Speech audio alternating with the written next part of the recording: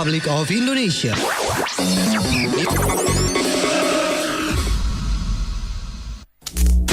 around Indonesia. From Sabang to Merauke.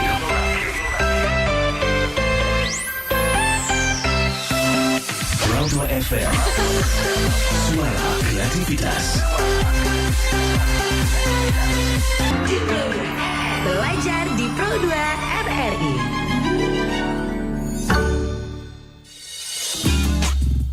Sembilan 1,6 Pro2 FM, suara kreativitas. Assalamualaikum warahmatullahi wabarakatuh. Sahabat kreatif, udah pukul 10 waktu Indonesia Barat, saatnya belajar. Masuk ke materi jenis paragraf. Secara umum, bahasa ini ada urutannya. Jadi urutan yang paling terkecil itu adalah kata, kemudian huruf, kemudian setelah huruf maka dia akan terbentuk menjadi suku kata. Setelah suku kata, nanti dia akan membentuk kata. Lalu setelahnya kita nanti akan terbentuk menjadi frasa atau frase, kemudian akan terbentuk klausa, lalu nanti berbentuk kalimat, kemudian paragraf, dan terakhir nanti akan terbentuklah wacana. Nah, di sini nanti kita akan membahas tentang paragrafnya sendiri. Baik, berbicara mengenai bahasa juga, tanpa kita sadari apa yang sudah kita sampaikan, apa yang sudah kita ucapkan secara keseharian kita ini adalah kalimat-kalimat yang tersusun melalui, maka sudah sangat banyak sekali paragraf yang sudah kita buat.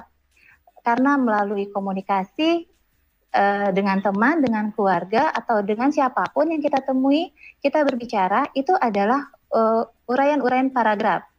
Tapi kita sampaikan secara lisan sehingga tanpa kita sadari kita sudah membentuk paragraf yang banyak. Gitu loh Mbak ya. Baik, di sini kita akan membahas tentang paragraf, kita masuk ke materi paragrafnya. Paragraf yang juga sering disebut dengan alinea, itu adalah bagian dari wacana yang mengungkapkan pikiran dengan kalimat-kalimat yang saling berkaitan dan hanya mempunyai satu gagasan utama. Jadi dalam paragraf, dia hanya memiliki satu gagasan utama. Jadi jika nanti gagasan utamanya sudah berbeda, maka harus dibentuk paragraf yang baru. Karena tadi dalam satu paragraf dia hanya mempunyai satu gagasan utama. Kemudian dalam satu paragraf itu nanti dia akan terdiri dari dua jenis kalimat. Berapa banyak pun kalimat yang ada di dalam paragraf itu, dia hanya mempunyai dua jenis kalimat, yaitu kalimat utama dan kalimat penjelas. Di sini kalimat utama adalah kalimat yang isinya berupa gagasan utama. Sedangkan kalimat penjelas adalah kalimat yang isinya berupa gagasan penjelas. Misalnya, saya kasih contoh satu paragraf yang terdiri dari 5 kalimat. Jadi dari 5 kalimat itu, satu kalimatnya disebut dengan kalimat utama, maka mengenai paragraf, dalam satu paragraf itu harus mempunyai syaratnya. Jadi syarat sebuah paragraf, dia ada 2. Yang pertama memiliki kesatuan dan yang kedua memiliki kepaduan. Saya akan jelaskan satu persatu. Memiliki kesatuan di sini artinya jika di kalimat awal itu disebut dengan kalimat utama, maka kalimat-kalimat selanjutnya harus mendukung kalimat utama tadi. Karena kalimat utama di sini berisi gagasan utama. Sehingga kalimat setelahnya itu disebut dengan kalimat penjelas yang isinya tadi berupa gagasan penjelas. Lalu yang kedua, syarat sebuah paragraf itu memiliki kepaduan yang biasanya disebut dengan kohesi dan koherensi. Kohesi artinya kepaduan bentuk atau kata, sedangkan koherensi itu adalah kepaduan makna. Dari kohesi sendiri mempunyai ciri-ciri. Kalimat yang dikatakan kohesi, paragraf yang dikatakan kohesi, dia mempunyai repetisi di dalamnya. Mempunyai kata ganti penunjuk atau kata ganti orang dan mempunyai konjungsi antar kalimat di dalamnya. Repetisi di sini artinya kepaduan kata atau pengulangan kata. Jadi dari satu paragraf, dia akan ada pengulangan kata, satu kata di kalimat berikutnya. Misalnya saya kasih contoh, satu paragraf, kalimat keduanya, Ibu tak pernah lelah merawatku. Nah, di sini ada repetisinya, ada pengulangan katanya, yaitu pada kata ibu. Lalu yang kedua, terdapat kata ganti penunjuk atau kata ganti orang. Kata ganti penunjuk di sini misalnya ini, itu, yaitu. Sedangkan kata ganti. Halo. Oke, mungkin ini lagi ada gangguan teknik sih ya. Ini mungkin jaringnya juga lagi gimana gitu Sahabat Kreatif. Oke, nanti kita bakal lanjut lagi Sahabat Kreatif bersama Ibu Pipit dari SMA Negeri 1 Indralaya. Tapi nanti setelah ini kita bakal dengar dulu yang mau lewat satu ini. Republic of Indonesia. News update, current issue, Live information, music, and lifestyle.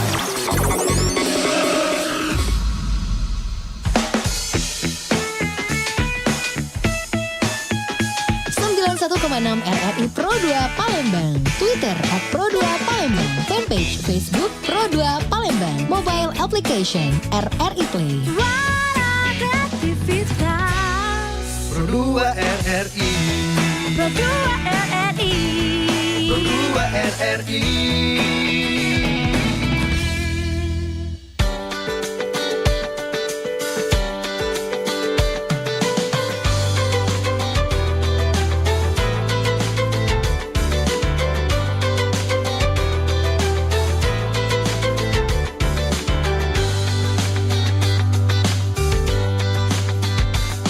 Awal tahun ini aku enggak ngerti kenapa di Wuhan ada isolasi.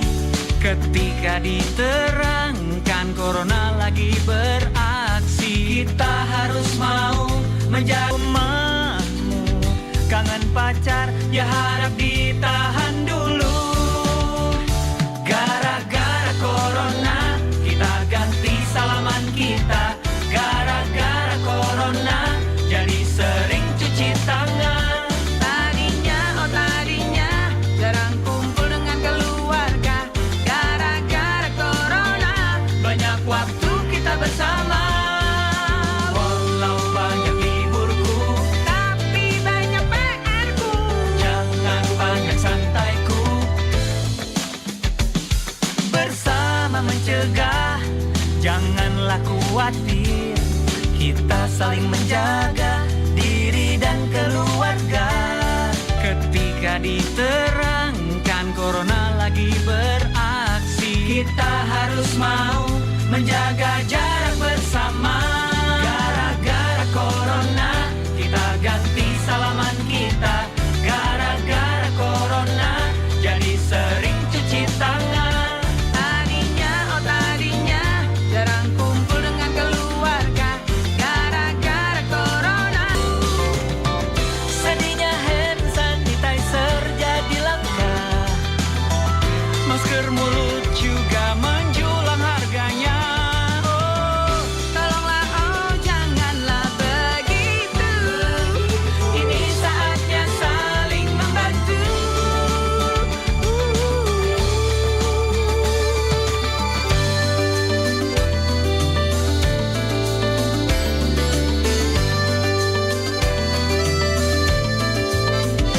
Gara-gara corona kita ganti salaman kita. Gara-gara corona jadi sering cuci tangan. Gara-gara corona kita ganti salaman kita. Gara-gara corona jadi sering cuci tangan.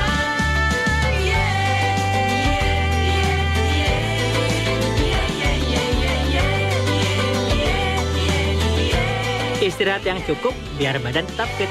Sering-sering cuci tangan, tapi dengan cara yang benar. Jangan panik memborong, tapi saling membantu. Hati-hati ya, banyak berita hoax. Jangan kebanyakan pegang-pegang muka.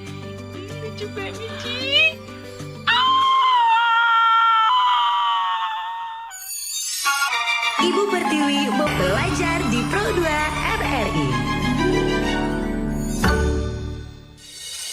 91,6 Pro FM, suara kreativitas. Tadi dia minta maaf dulu ya. Lagi hubung dengan Ibu Pipit Yusnita dari guru SMA Negeri 1 Indralaya Selatan. Bu Pipit. Halo. Halo. Oke, kita masih menghubungi Bu Pipit dari SMA Negeri 1 Indralaya Selatan dengan mata pelajaran kita hari ini Bahasa Indonesia, tentunya dengan topik jenis paragraf untuk hari ini ya. Dan buat kamu teman-teman dari SMA Negeri 1 Indralaya Selatan yang ingin bertanya mungkin bisa ke WhatsApp aja dulu ya di 0857 2-nya 5 kali 916. Jangan lupa ketik nama kamu, kelasnya kelas berapa, Sahabat Kreatif. Terus nanti baru deh kamu kasih pertanyaan sama Bu Pipitnya sampai pukul 10 waktu Indonesia Barat. Jangan lupa ya mata pelajarannya Bahasa Indonesia dengan topik jenis paragraf. Oke, kita coba menghubungi Bu Pipit lagi. Bu Pipit. Ya Mbak. Sorry, minta maaf banget ya Bu ya. Soalnya di sini lagi hujan, lagi jaringannya lagi terganggu nih Bu. Oke, Ibu Pipit masih semangat gak nih Bu? Masih semangat ya? Masih dong. Masih. Kalau Iya, gitu iya. silakan Bu Pipit untuk melanjutkan materi kita tentang jenis paragraf. Baik, tadi sampai ke unsur-unsur paragraf ya. Jadi unsur-unsur paragraf itu sendiri terdiri dari 4, adanya kalimat utama, adanya kalimat penjelas, adanya judul, dan adanya punktuasi atau tanda baca. Kalimat utama itu adalah kalimat yang isinya gagasan utama. Kemudian kalimat penjelas itu adalah kalimat yang isinya berupa gagasan penjelas. Sedangkan judul itu dari setiap paragraf atau wacana, maka kita harus mempunyai judul untuk menentukan identitas si paragraf itu sendiri. Lalu yang keempat adanya punktuasi dan tanda baca atau tanda baca, itu pasti ya. Lalu jenis-jenis paragraf, kita ke pokok permasalahannya, yaitu jenis-jenis paragraf. Jenis-jenis paragraf di sini kita lihat dari 2 sudut. Yang pertama paragraf deduktif, yaitu paragraf yang kalimat utamanya terletak di awal paragraf. Kemudian paragraf induktif, paragraf yang kalimat utamanya terletak di akhir paragraf. Yang ketiga paragraf campuran atau juga sering disebut dengan paragraf variatif atau paragraf deduktif induktif. Paragraf ini adalah paragraf yang kalimat utamanya terletak di awal paragraf, kemudian diulang di akhir paragraf. Jadi di jenis paragraf yang ketiga ini banyak yang sering salah menafsirkan karena artinya paragraf ini ada kalimatnya di awal dan di akhir, ada yang mengartikannya bahwa dia mempunyai 2 kalimat. Padahal di sini dia hanya mempunyai 1 gagasan utama. Dia di awal, kemudian diulang di akhir ya. Kemudian yang keempat paragraf naratif atau deskriptif, biasanya berbentuk cerita-cerita. Paragraf ini paragraf yang tidak memiliki kalimat utama. Kenapa dikatakan tidak memiliki kalimat utama? Karena tiap kalimat di dalam paragraf itu mempunyai kekuatan yang sama, gitu. Kemudian jenis paragraf berdasarkan maknanya. Kalau berdasarkan maknanya, di sini mempunyai 5 jenis. Yang pertama paragraf narasi, yang kedua paragraf deskripsi, yang ketiga paragraf eksposisi, keempat paragraf argumentasi, dan yang terakhir adalah paragraf persuasi. Saya akan jelaskan satu persatu. Paragraf narasi sering juga disebut dengan kisah atau cerita. Paragraf ini adalah paragraf yang menggambarkan sesuatu ke dalam bentuk cerita yang di dalamnya ada urutan waktu. Misalnya satu cerita, hari ini aku bangun tidur jam 5 pagi. Setelah itu aku salat subuh, kemudian mandi. Kalimat selanjutnya, jam 6.30 aku sarapan, lalu setelah sarapan aku pergi ke sekolah. Nah, di situ adalah cerita yang di dalamnya ada urutan waktu. Tetapi narasi tidak selamanya urutan waktunya berbentuk jam ya. Selanjutnya paragraf deskripsi.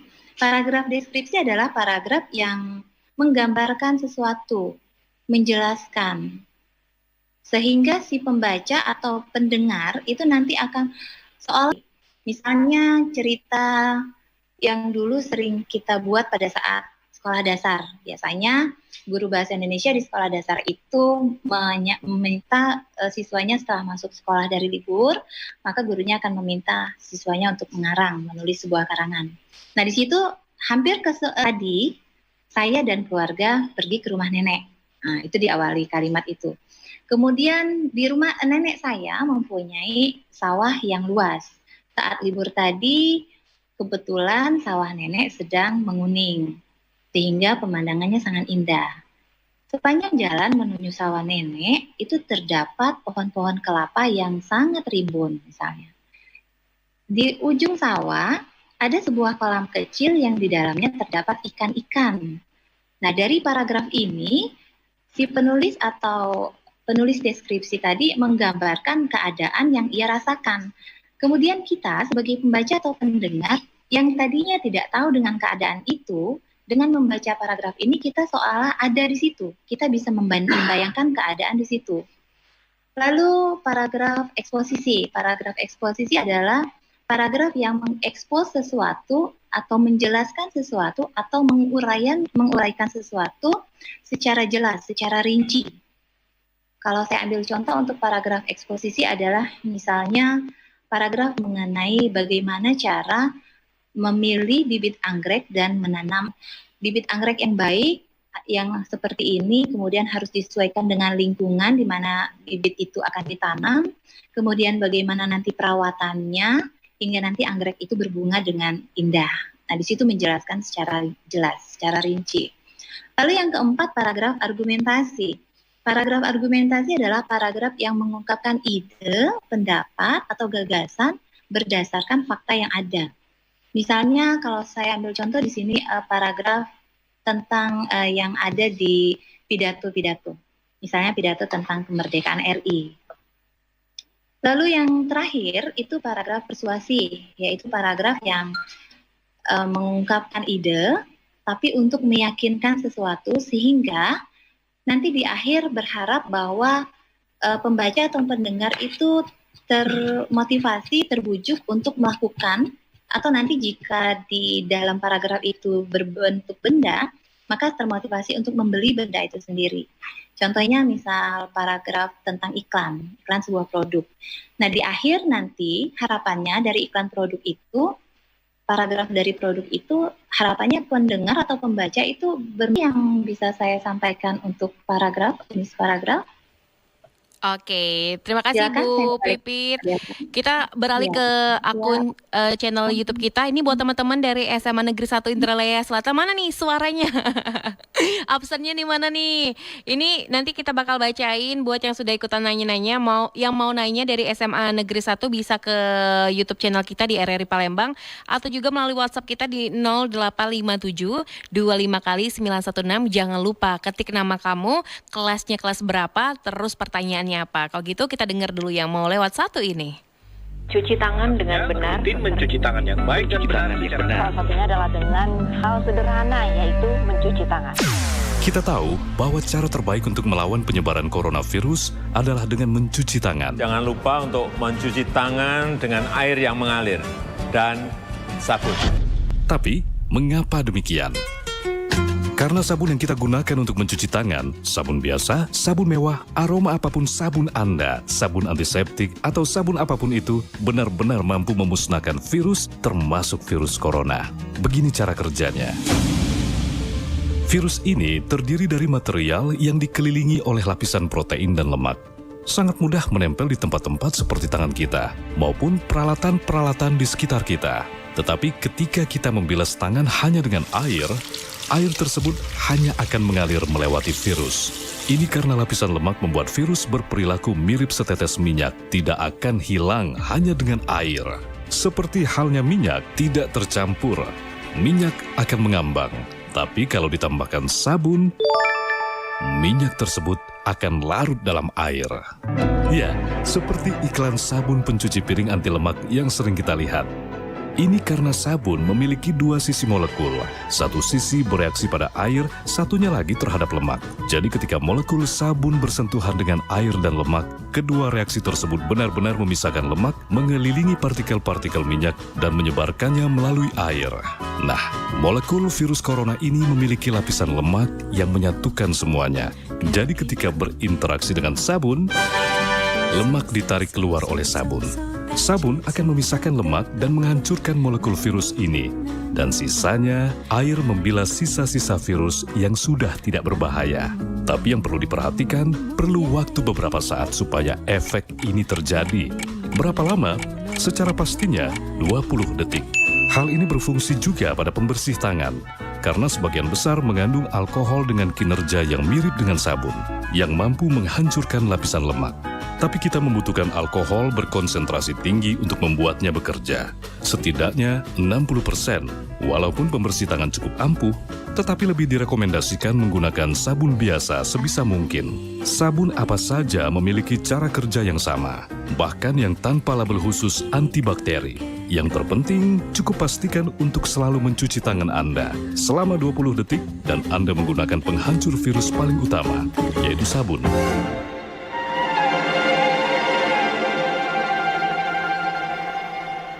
Sudah siapkah Anda? Kini perubahan merupakan keniscayaan. Mari siapkan tatanan kehidupan baru. Pakai masker saat di luar rumah, cuci tangan pakai sabun dengan air mengalir dan gunakan hand sanitizer. Jaga jarak minimal 1 meter saat beraktivitas dan hindari keramaian. Jaga pola hidup sehat dengan makanan bergizi dan olahraga. #Indonesia Tatanan Kehidupan Baru. Iklan layanan masyarakat ini dipersembahkan oleh Radio Republik Indonesia.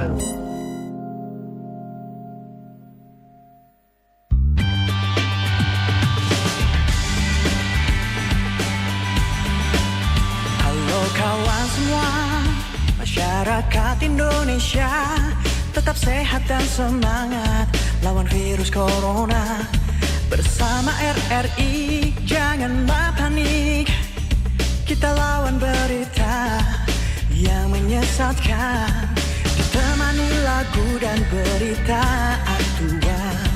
Download aplikasi keren RRI Play Go. Dengarkan dan nonton apa yang ingin kita dengar dengan satu sentuhan di RRI Play Go. RRI temani semua dimanapun kau berada, menjawab semua keraguan di tengah pandemi dunia. Terima kasih tenaga medis, perjuangan dan pengorbananmu. Tenaga medis tercinta, doa kami untuk kalian semua. Tetap ceria kawan, hati tenang dengan doa dan usaha. Jaga kebersihan, cuci tangan dan jaga jarak. Di rumah bersama RRI, belajar bekerja beribadah di rumah. Temani lagu dan berita. 91,6 Pro FM, suara kreativitas Denda bersama RRI melawan Corona. Kita masih bersama Ibu Pipit. Bu Pipit. Ya, Ma. Oke, masih di sana ya. Oke, baik. Kita bakal ke channel YouTube kita yang ada di RRI Palembang. Ini buat teman-teman dari SMA Negeri 1 Indralaya Selatan ya. Ini kalau yang ingin bertanya silakan jangan lupa ketik namanya, spasi pertanyaannya ya. Aku mau nyampe dulu selamat siang buat Ulam Muhammad Rafi hadir. Pertanyaannya mana Ulam? Kelas berapa kamu Ulam? Oke, ada Muhammad Ilham Direstu. Assalamualaikum. Waalaikumsalam. Nah ini ada pertanyaan nih buat Bu Pipit. Selamat pagi Bu Pipit. Ya. Saya Ica di Pelaju. Katanya saya ingin bertanya, apakah sebuah paragraf itu ada ketentuan maksimal dan minimal kalimat? Baik, bisa langsung saya jawab, Mbak Dewa? Ya, silakan Bu Pipit. Baik, buat Ica yang ada di Pelaju, pertanyaannya apakah sebuah paragraf itu mempunyai ketentuan maksimal dan minimal? Kalau syaratnya, ketentuannya kalau minimal, iya. Minimal dia harus terdiri dari 2 kalimat, karena kalau dia hanya 1 kalimat, maka dia tidak bisa disebut sebagai paragraf, dia hanya disebut sebagai kalimat saja. Tapi kalau untuk batasan maksimal, dia tidak mempunyai batasan. Jadi mau 10, mau 15, mau berapapun kalimatnya, jika dia terbentuk dalam satu alinea dan dia terbentuk dalam satu gagasan utama saja, maka dia disebut paragraf atau 1 paragraf. Itu saja. Oke, Ica di Pelaju. Jadi semakin banyak semakin bagus ya Bu ya? Iya. Oke, lanjut lagi nih Bu, kita ke akun YouTube lagi. Katanya, Assalamualaikum Bu Pipit, saya Adriansah dari SMA Negeri 1 Indralaya Selatan. Keren nih, udah absen, ada nama, ada kelasnya ya. Katanya mau bertanya Bu, kelas 11 IPA 1 mau bertanya, bagaimana cara menentukan kalimat utama dalam sebuah paragraf? Baik, untuk Adriansa kelas 11 IPA 1. Iya, kelas 11 IPA 1. Bagaimana cara menentukan kalimat utama dalam sebuah paragraf? Caranya, kalau kita mau menentukan kalimat utama, berarti kita berbicara tentang paragraf kalimat utamanya tadi ya Mbak, posisinya. Jadi ada tadi paragraf deduktif, paragraf induktif, paragraf naratif, dan paragraf variatif tadi ya. Nah, kalau kita mau menentukan kalimat utama, maka sebenarnya tidak terlalu sulit sih. Kalimat utama itu, jadi jika di Oke, ini buat yang ikutan Zoom, ini tolong yang selain ibu gurunya tolong di silent ya, di mute ya. Soalnya ibu gurunya Bu Pipit kurang jelas suaranya nih, terdengar suara motor padahal Bu Pipit di dalam ruangan ya. Buat yang lain tolong di mute ini suaranya. Ini buat siapa nih? Owan Dilayo, tolong di mute ya. Soalnya cuma Ibu Pipit yang bisa mengeluarkan suaranya aja karena lagi memberikan sebuah materi ya. Oke, silakan Bu Pipit. Mungkin bisa dilanjuti? Baik, ya kita lanjutkan. Jadi kalau misalnya kita berbicara tentang letak kalimat utama, berarti kita membahas tentang paragraf deduktif, induktif, naratif, dan deskriptif tadi. Misalnya kalimat utama itu mau kita cari, jadi kalimat utama tadi berisi pernyataan umum. Jadi dari beberapa kalimat yang ada, jika kalimat itu isinya berupa pernyataan umum, maka itulah kalimat utamanya. Kalau saya sering mengajarkan begini, kalau kita mau menentukan kalimat itu jenis paragraf itu deduktif atau induktif, kita lihat kalimat pertama dan terakhirnya saja, Mbak. Jadi tidak harus seluruh kalimat dalam paragraf itu kita baca. Itu salah satu trik dalam menghadapi soal untuk bentuk paragraf. Jadi sebanyak apapun isi kalimat dalam paragraf itu, yang kita baca hanya kalimat pertama dan terakhirnya. Karena letak kalimat utama disitulah, di kalimat pertama dan terakhir. Jadi tentukanlah dari dua kalimat itu, apakah kalimat pertama atau kalimat terakhir yang isinya berupa pernyataan umum. Pernyataan umum di sini maksudnya kalimat itu masih bisa diuraikan lagi, bisa dijelaskan lagi. Sedangkan kalimat-kalimat penjelas yang lain itu adalah penjelasan dari kalimat utama tadi. Itu saja Mbak jawabannya. Semoga bisa dimengerti. Oke, tadi pertanyaan dari Adriansa dari SMA Negeri 1 Indralaya Selatan dari kelas 11 IPA 1 ya. Jadi buat teman-teman dari sekolah lain ataupun dari SMA Negeri 1 Indralaya Selatan yang ingin bertanya, silakan ke YouTube kita channel RRI Palembang. Jangan lupa ketik nama kamu, kelas berapa, pertanyaannya apa ya. Lanjut lagi nih Bu Pipit. Ada Muhammad Rifki, selamat pagi Ibu yang cantik. Oke. Terus juga ada Muhammad Atala hadir, Siti Hikmah hadir. Ngabsen doang ya, mana pertanyaannya nih. Selamat pagi buat Tria. Ada Tria susah namanya ya, Tria Nurlitasari dari sekolah SMK Negeri 2 Palembang. Katanya ingin bertanya, di dalam paragraf terdapat kalimat utama dan kalimat penjelas. Apa perbedaannya, Bu? Baik, untuk siapa tadi Mbak? Tria ya? Tria. Dari SMK Negeri 2 Palembang. Terima kasih untuk Tria sudah ikut partisipasinya. Perbedaan antara kalimat utama dan kalimat penjelas. Kalimat utama itu isinya tentang pokok permasalahan dari yang ingin disampaikan dari paragraf. Kemudian kalimat penjelas itu tadi adalah yang isinya gagasan penjelas. Jadi kalimat itu merupakan uraian atau penjelasan dari kalimat utama tadi. Jadi pokoknya terletak, gagasan utamanya atau pokok permasalahannya terletak di kalimat utama, sedangkan penjelasannya terletak di kalimat-kalimat penjelas.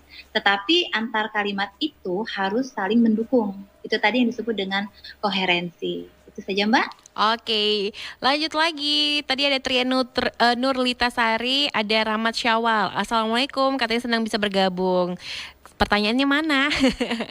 Selamat siang, selamat pagi juga buat siapa nih ya? Arya Mediansyah dari kelas 12 IPS 1 SMA Negeri 1 Indralaya hadir Bu. Pertanyaannya dong.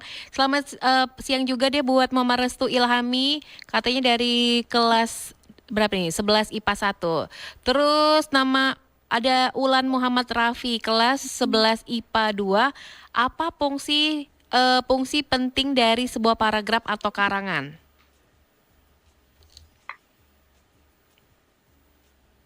Halo, Ibu Pipit.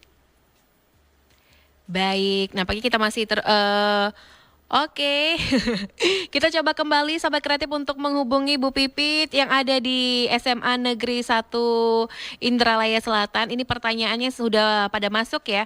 Nanti buat teman-teman yang ingin bertanya silakan jangan lupa ketik namanya. Misalnya kayak tadi ya. Keren banget ini ada dari Adriansa tadi, keren banget.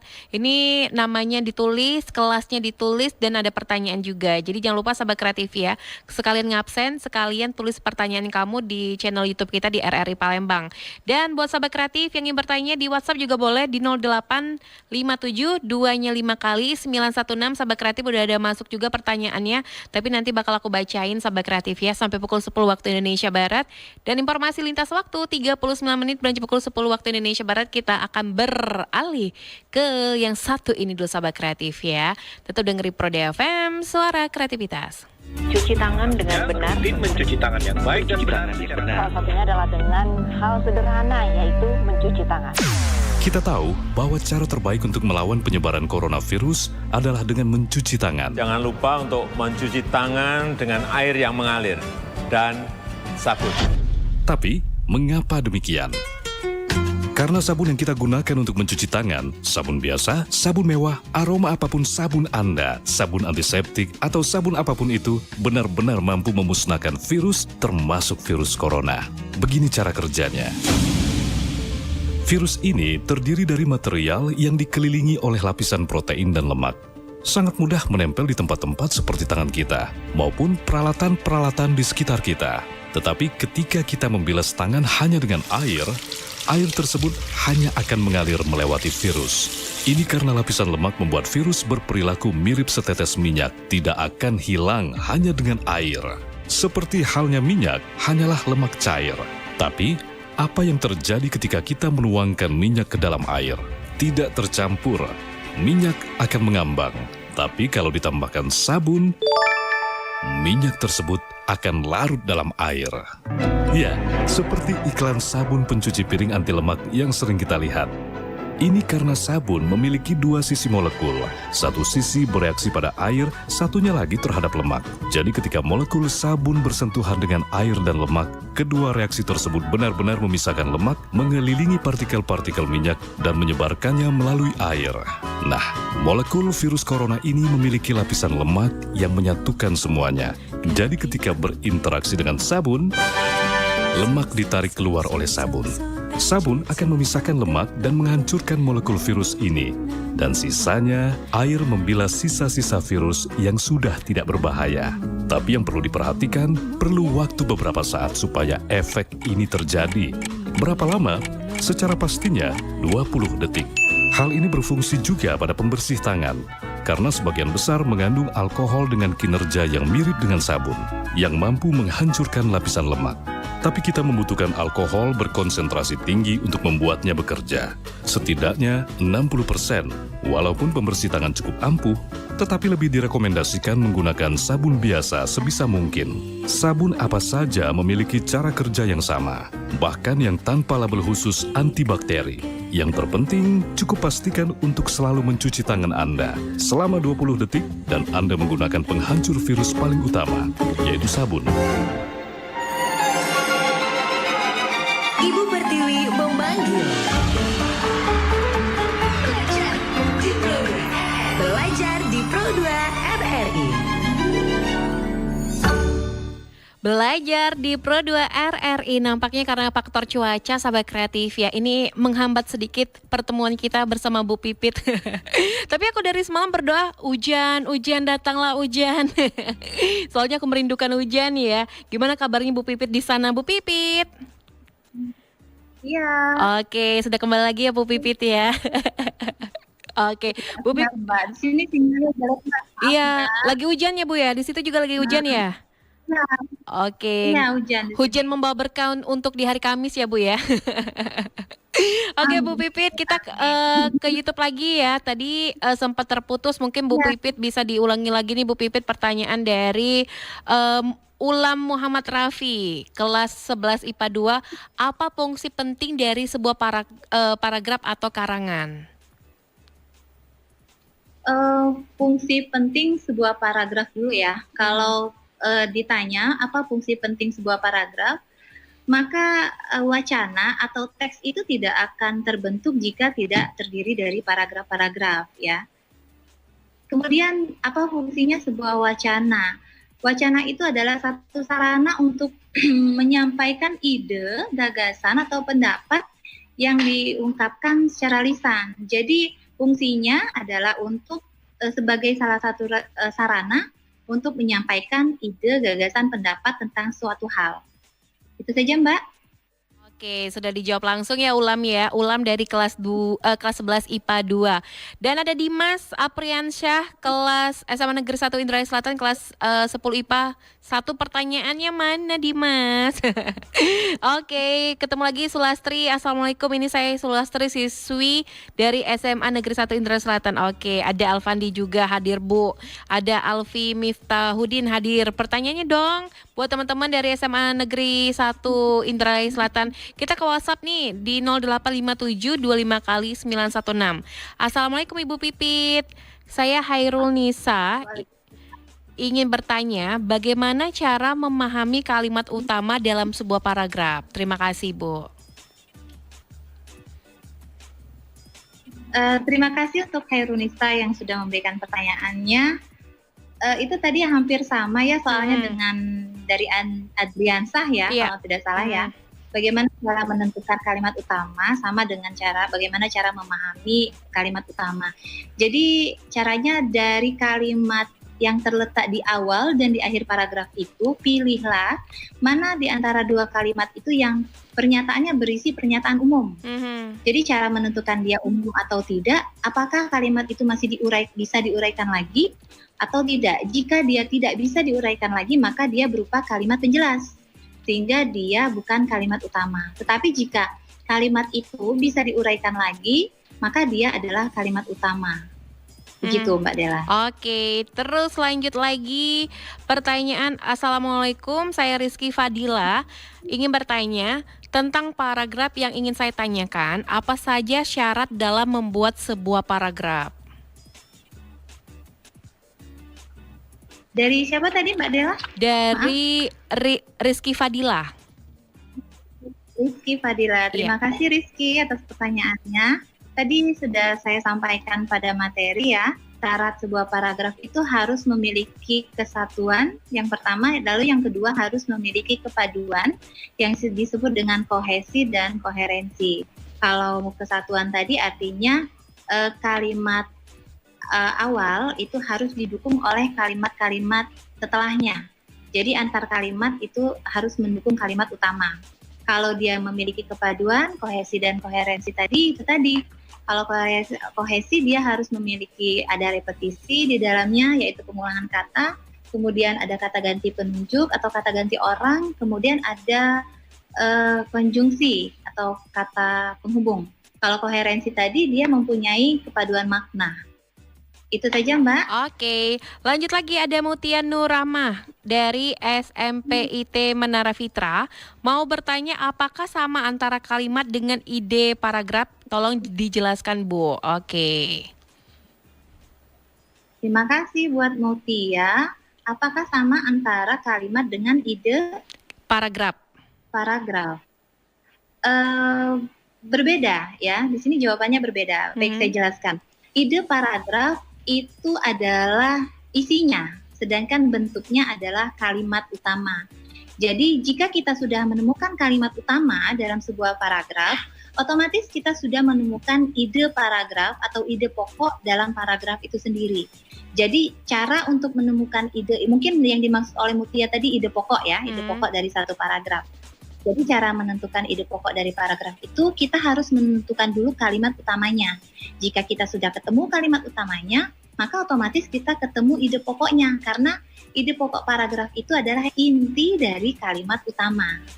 Itu Mbak. Oke, lanjut lagi Bu. Ini ada pertanyaan dari Fauza di Kenten. Katanya ingin bertanya, mengapa menyusun paragraf itu harus memperhatikan ejaan?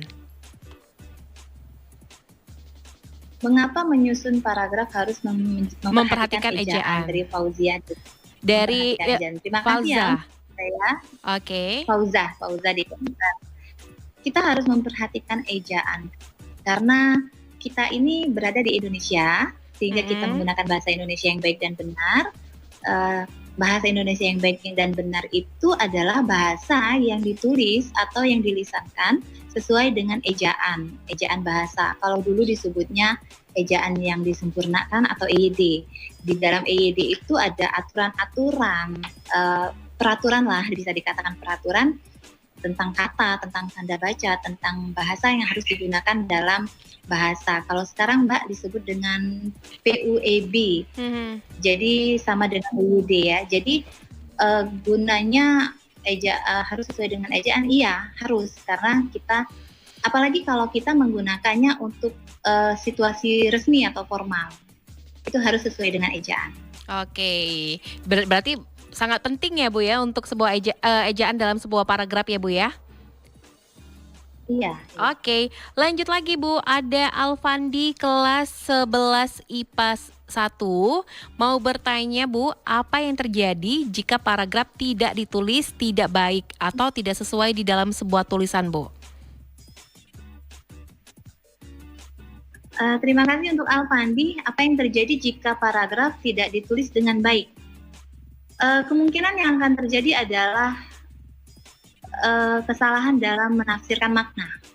Jadi makna yang dimaksud oleh si penulis itu tidak akan sampai dengan sempurna kepada si pembaca atau yang mendengarkan kalau dia secara lisan. Jadi untuk menyampaikan sesuatu baiknya paragraf itu dibuat dengan baik ya, sesuai ejaan tadi, bisa disampaikan dengan sesuai ejaan tadi. Itu saja Mbak. Oke. Selain Alfandi, ada lagi pertanyaan dari Andri Rahman. Assalamualaikum Bu, saya dari 11 ya, 11 IPS 3 mau tanya, apa yang dimaksud dengan paragraf deduktif dan induktif? Terima kasih Bu. Baik, terima kasih untuk Andri Rahman 11 IPS 3 ya. Tadi sudah saya jelaskan, paragraf deduktif itu paragraf yang kalimat utamanya terletak di awal paragraf. Jadi misalnya satu paragraf itu terdiri dari 5 kalimat. Jadi kalimat pertamanya adalah kalimat utama untuk deduktif. Sehingga kalimat kedua, 3, 4, dan 5 itu disebut dengan kalimat penjelas. Sebaliknya, kalau dia paragraf deduktif, maka kalimat utamanya terletak di kalimat terakhir. Jadi kalau dia tadi terdiri dari 5 kalimat, kalimat utamanya ada di kalimat kelima. Jadi kalimat 1, 2, 3, dan 4 itu disebut dengan kalimat penjelas. Itu saja Mbak. Oke, lanjut lagi. Ada dari Ariza susah banget ya namanya. Hariza Hizfaria kelas 12 IPA 1 mau bertanya Bu, apakah kohesi sangat diperlukan di dalam sebuah paragraf? Baik, terima kasih Ariza. Kohesi sangat diperlukan dalam sebuah paragraf. Iya, karena dengan adanya kohesi kohesi tadi adalah kepaduan bentuk atau kata ya. Sangat penting. Karena kalau tidak memiliki kohesi, tadi dikatakan bahwa kalimat tersebut dikatakan kalimat yang sumbang karena tidak mendukung gagasan utamanya dalam paragraf itu. Terima kasih Mbak. Oke, selain ini mungkin pertanyaan terakhir ya, karena waktu juga udah bentar lagi udah mendekati pukul 11. Ada Mutia Nuraman dari SMP IT Menara Pitra kelas 9 mau bertanya, apakah sama kalimat utama oh ini pertanyaan tadi sudah ya, ide paragraf. Mungkin ini pertanyaan terakhir yang satu lagi nih Bu. Dari Raisa ada di Pak Jo, katanya ingin bertanya apa perbedaan paragraf pada karya tulis ilmiah dengan karya tulis non ilmiah Bu? Perbedaan dari Raisa yang di Pak Jo ya, terima kasih Raisa sudah ikut berpartisipasi. Perbedaan paragraf pada tulisan ilmiah dan non ilmiah. Saya rasa tidak ada perbedaannya karena untuk paragrafnya sendiri itu kembali ke dasarnya bahwa di dalam paragraf itu ada kalimat utama dan kalimat penjelas. Tinggal nanti isinya yang membedakan. Tujuan penulisannya kalau dia ilmiah maka tujuannya isi dari paragrafnya adalah bertujuan untuk yang ilmiah. Kalau tidak ayat atau non ilmiah maka isinya nanti untuk yang non ilmiah. Kalau bentuknya saya rasa tidak ada perbedaan. Oke, Oke Bu, karena ini pertanyaannya sudah ditanya semua di channel YouTube kita sudah semua, sama di WhatsApp juga. Mungkin Ibu bisa memberikan kata, mungkin memberikan pengantar penutup deh untuk tema kita hari ini. Silakan Ibu. Baik, untuk para siswa yang nantinya akan menjadi penerus bangsa, tetap semangat belajar walaupun dalam keadaan pandemi ya nah. Yang ingin saya tekankan untuk paragraf berkaitan dengan materi paragraf di sini. Jadi jika kalian nanti bertemu dengan soal paragraf, jangan panik karena biasanya nih Mbak, soal bahasa Indonesia itu selalu dihadapkan dengan panjangnya paragraf. Biasanya soal bahasa Indonesia itu yang lebih banyak lembarannya kalau dulu. Sama sih sekarang juga dibandingkan dengan mapel yang lain. Jadi jangan panik ketika kalian dihadapkan dengan paragraf yang panjang. Jika kalian tahu dasarnya tadi bahwa kalimat utama itu ini, bagaimana mencarinya, maka kalian tidak akan panik. Kalau mau mencari tentang kalimat utamanya, maka kita hanya butuh membaca 2 kalimat saja. Dari sepanjang kalimat yang ada dalam paragraf itu, kita hanya butuh membaca 2 kalimat. Tapi jika nanti soalnya berbeda lagi, otomatis kita harus membaca. Tapi tetap tenang. Yang penting kita tahu pokok dari permasalahan sebuah materi untuk bahasa Indonesia. Itu saja Mbak. Oke, terima kasih banyak Bu Pipit atas waktunya dan materinya untuk belajar di RRI pagi hari ini. Semoga kita bisa ketemu di lain waktu kesempatannya Bu Pipit ya. Salam buat guru-guru yang lainnya Bu Pipit. Oke, terima kasih banyak untuk Bibit. Sama-sama. Terima kasih untuk Bu Pipit Yusnita SPD dari SMA Negeri 1 Indralaya Selatan. Nanti insya Allah di lain waktu kesempatan kita bisa bermain lagi ke Indralaya Selatan ya. Oke, kalau gitu Sahabat Kreatif tetap dengerin Pro 2 FM. Setelah ini kita bakal balik lagi untuk di Pro 2 Kreatif sampai pukul 15 waktu Indonesia Barat. Tetap dengerin Pro 2 FM, suara kreativitas.